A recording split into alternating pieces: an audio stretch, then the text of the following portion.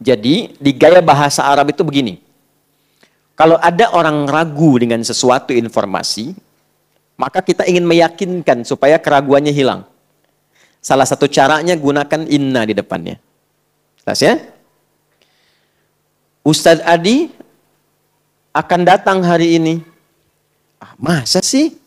Ya, kayaknya belum yakin deh. Maka dikatakan, inna Ustadz Adi sayati al-yaum. Saya tegaskan ya, nih flyernya sudah ada. Nih update-nya di jalan sedang akan datang. Beliau akan datang hari ini. Maka gunakan inna untuk menguatkan. Jelas? Nah, pengertian terbaliknya artinya, kalau Anda baca Al-Quran, disampaikan satu informasi, menggunakan inna berarti ada golongan manusia yang tidak meyakini sempurna.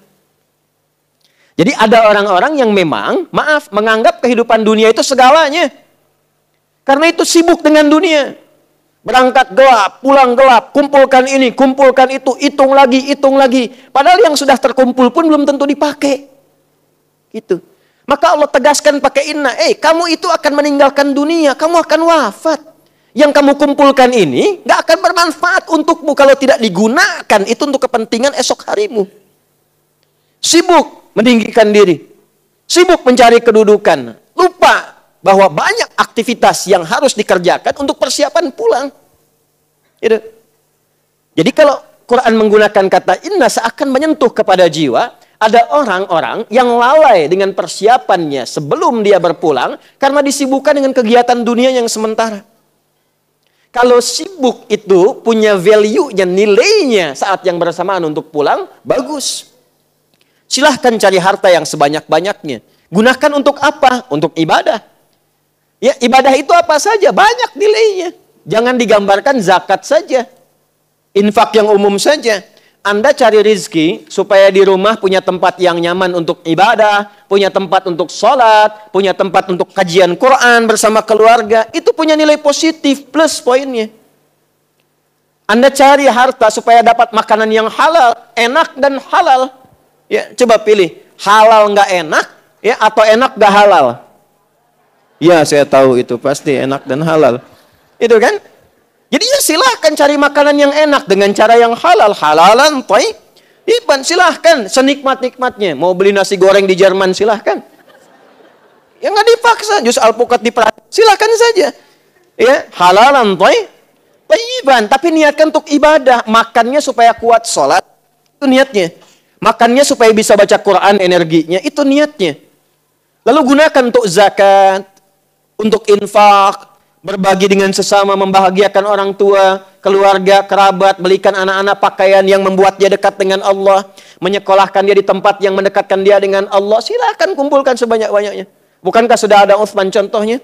Abdurrahman bin Auf. Tapi kalau cuma kumpul lagi, beli sesuatu untuk pamer, capek hidupnya. Beli mobil cuma buat dipanasin doang, lihat, masih ada, balik lagi. Capek hidup begitu. Ya. Beli pakaian cuma buat ditontonin doang, lucu. Ketawa dulu. Beli pakaian dipoto, ceklik, terus diupload deh di Instagram. Alhamdulillah dapat rezeki baru, dipakai? Enggak. Gantung lagi. Ya, kan kurang sehat tuh. Iya kan? Capek, jadi tersiksa hidupnya, capek cuman begitu saja. Nah, Allah menegaskan, hidup kamu jangan begitu. Kamu kan tahu akan meninggal. Tapi memang agak aneh nih manusia seperti ini nih. Jadi kalau sudah terakumulasi nafsunya, tertutup nanti akalnya. Jadi akalnya dipakai untuk dunia saja. Jadi kalau ditanya, jawab dia. Ya, ini kerja buat apa supaya nyaman hidup? Masya Allah, enak ya enak. Hidup enak itu nyaman? Nyaman, bagus. Sampai sini benar. Tahu kan Bapak akan meninggal? Tahu. Udah tahu kapan? Enggak. Persiapannya udah ada? Belum sih. Tahu meninggal, nggak tahu kapan pulang, tapi nggak punya bekal. Aneh. Makanya Allah gunakan di sini inna untuk meyakinkan. Hei, inna. Karena itu harfun nasbin. Nasabnya didahulukan sebelum taukid. Nasab itu di fikih lugah gini. Saya sering sampaikan. Nasabar rajulu asahu fil ardi. Seorang menancapkan tongkatnya dengan kuat. Menghunjam ke bawah sehingga nggak goyah.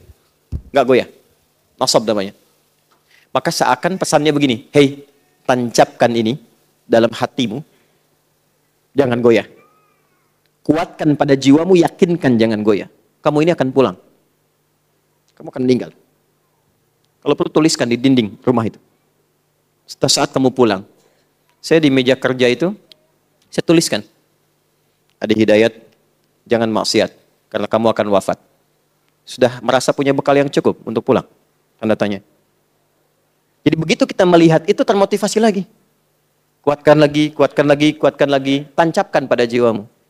Inna yaumal fasli, tancapkan pada jiwamu, yakinkan dengan kuat bahwa hari perpisahan itu, ya, berpisah kita dengan dunia atau dunia berpisah dengan kita.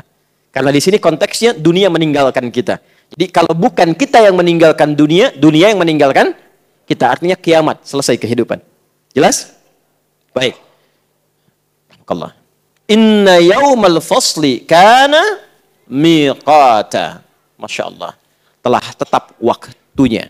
Maka di sini Allah Subhanahu wa taala menginfokan secara umum langsung sehingga semua bagian tentang perpisahan itu disebutkan dicakup lewat ayat ini. Ya, bagian perpisahan dicakup lewat ayat ini. Perpisahan dengan dunia itu dua. Imma kita meninggalkan dunia, disebut kiamat kecil, judulnya kematian. Maut ini tadi. Wafat. Ini kiamat kecil.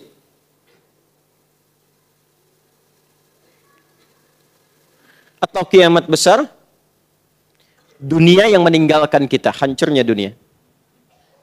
Ya, hancurnya dunia. Sudah? Nah, dua-duanya makna ini dicakup lewat ayat ini dan ditegaskan mengambil, kalau dalam bahasa Indonesia itu ada namanya sinekdok ya. Belajar bahasa Indonesia ya. Sinekdok, ada sinekdok pas prototo, ada sinekdok totem pro parte. Ya.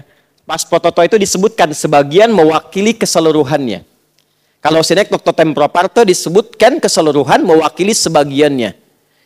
Di kejuaraan bulu tangkis itu Indonesia mengalahkan Malaysia. Apakah semua orang Indonesia main bulu tangkis di kejuaraan itu? Kan tidak ya, sebagiannya saja ya. Ya, jelas ya? Baik, tapi itu adalah uslub, gaya bahasa untuk menunjukkan mencakup sebagian tapi disebutkan keseluruhannya untuk menunjukkan kedahsyatannya. Jelas? Nah, ini sama. Disebutkan di ayat ini mencakup peristiwa kiamatnya, hancurnya dunia, berpisah dari satu alam ke alam yang lainnya, tapi saat yang bersamaan diisyaratkan pula di dalamnya hilang semua kehidupan kita, semua meninggal. Ya, tapi intinya adalah ingin menjelaskan, hey, apa yang kamu akan cari akan hancur. Apa yang kamu kejar-kejar selama ini akan meninggalkan engkau. Kalau bukan engkau meninggalkannya, ia yang akan hancur dan engkau kehilangan kesempatan dia. Paham sampai sini?